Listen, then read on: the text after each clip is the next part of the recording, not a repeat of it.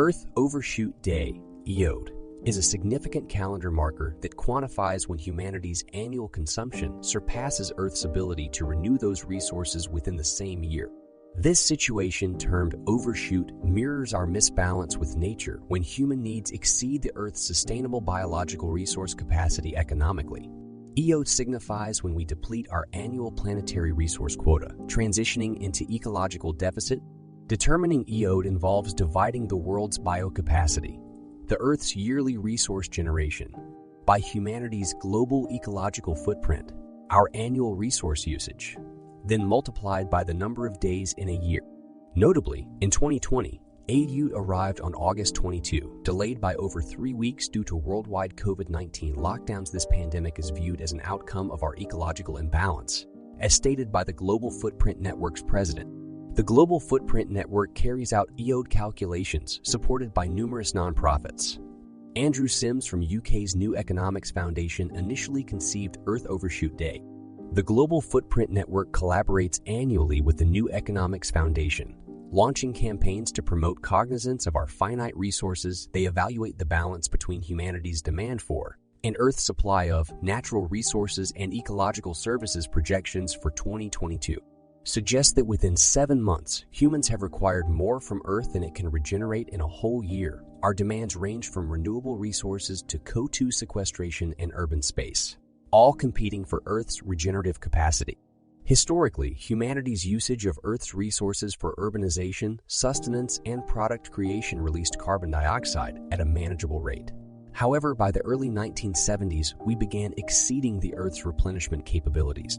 Presently, we are consuming resources equating to more than 17 Earths, and we are projected to necessitate double our planet's resources before the mid-21st century's halfway point. Evidently, the consequences of depleting our resources are becoming conspicuous, with climate change arising from increased greenhouse gas emissions being the most remarkable. Other disturbing effects to consider include deforestation, species extinction, soil degradation, and fisheries depletion. The resulting resource insecurity may instigate economic strains or even conflict escalation. Proponents argue that ecological footprint assessments serve simply as a gauge for sustainability minimums, suggesting that the actual human effect on the environment could potentially surpass their estimates. In 2017, the Breakthrough Institute and eco-modernists think Tank dismissed the concept of Earth Overshoot Day as an effective publicity tactic rather than a scientific calculation.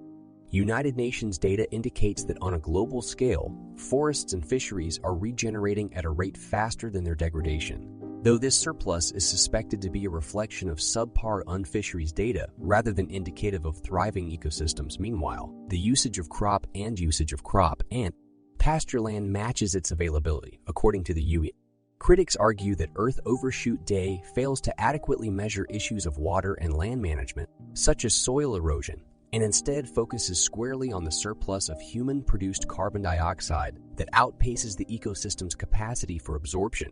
The additional Earths necessary to counterbalance humanity's carbon dioxide emissions, they argue, could theoretically be accounted for by allocating equivalent land area to carbon offset practices like afforestation.